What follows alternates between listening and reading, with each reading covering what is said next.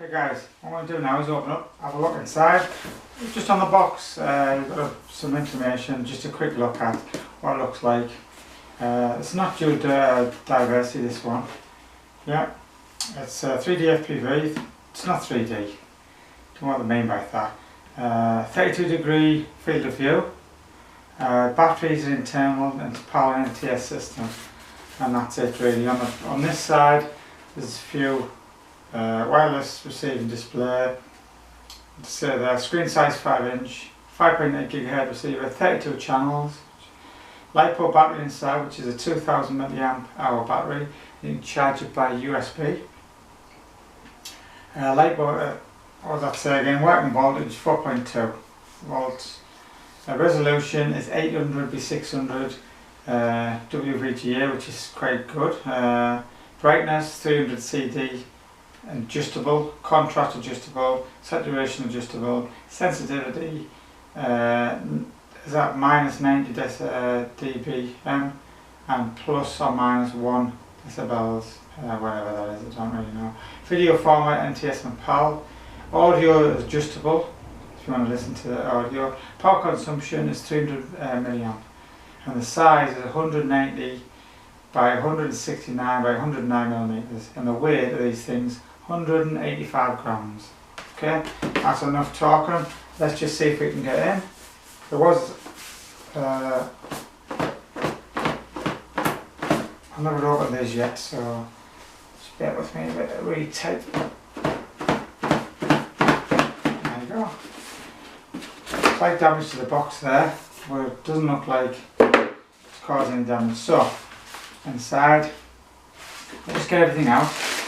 Goggles, move this out the road, and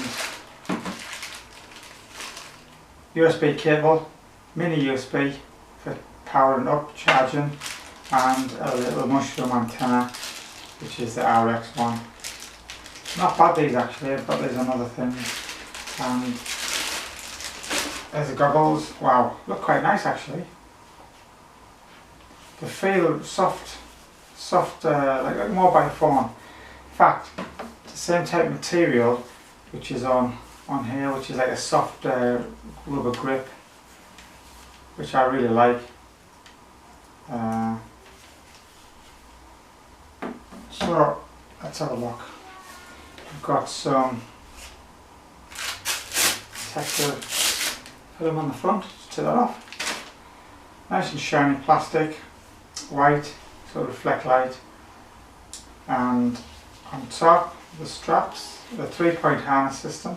It's like a rubber piece of rubber to hold it. Nice elasticated. They're very light. The battery should be in the top. We'll take a look at if we can get. Got no nails. Maybe get something to get that out. But feel really light, and they don't seem very bulky either, which is nice. I'm going to screw the aerial on straight away. I know these the receiver, so it doesn't really matter if you power them up, but good habit. Now these ones are quite flexy. I'm going to put one of these ones on to replace it. These are the ones where you can bend and stay in place. I quite like these ones for models, so for crash or quads. So I'm going to actually put one of these ones on. Just because you can bend this one to suit. And it's a bit higher as well, so if you can see it's a little bit higher than that one. But these seem quite good. So I'll pop that on.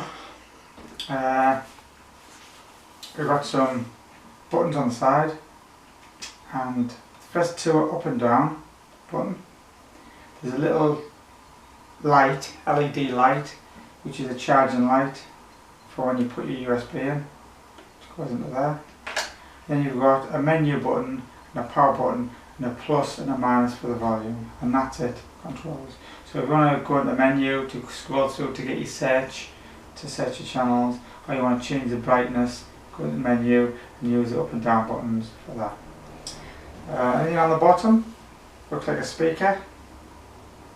support on the bottom. They seem really quality made. They seem really decent, to be honest. The padding is nice. This seems a bit sharp on the nose, but that's easy fix. That just a craft knife and a bit of foam on there done. So you can see the Fresnel lens inside. Or you can see that. And that's it really, to be honest. They just seem really nice. I'll power them on in a moment. I haven't got anywhere I can use a signal. I'll have to get my quad out. I'll do that later on. I'll join this video onto that. So let's see if they power up. And there we go. So you can see that. So inside says KDS Kylin FPV. There's a little splash screen. Wow, that's a big field of vision. So you've got your menu. I don't know if you can see that, but there's a menu there which comes up and it slides along the bottom, and you should get I don't know whether you can actually move the screen back and forward for your focusing. If you can't, you might need to add more sponge on here, but for me it seems okay, and for most people it should be okay. So that's really it really. Power that off. As you power it off, there's a little sleep bar comes across. Looking forward to trying them, guys. Very light, 300 grams, maybe 350 something grams worth of weight of that.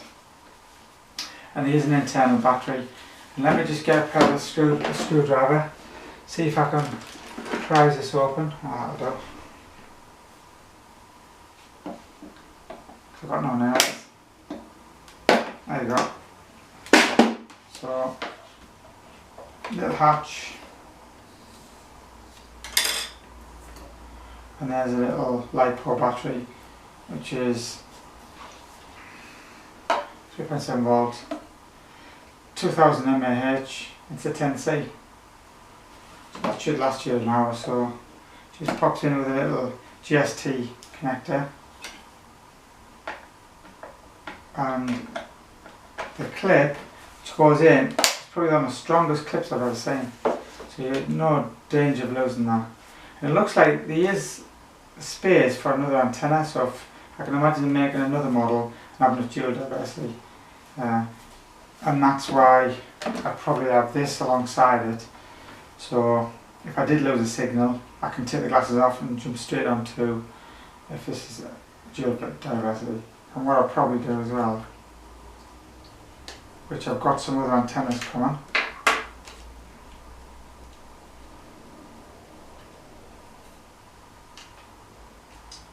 Get that to fit on. I'll probably go for no, that won't go on. It's wrong type. That's a male, that's a female, so that won't go on. So I've got an adapter which can go onto there. So yeah, I'll probably put a mushroom antenna on here as well, so you've got a bit of both. Okay guys, what I'll do is I'll link another video onto this one and just cut into it, showing it actually working, and I'll do some flight tests and I'll get back to you. Okay, so this is for the Kylin Vision FPV Goggles. Really looking forward to trying these out, and I'll get back to you. Thanks for watching, guys. Please like or subscribe. Any comments, leave in the section below.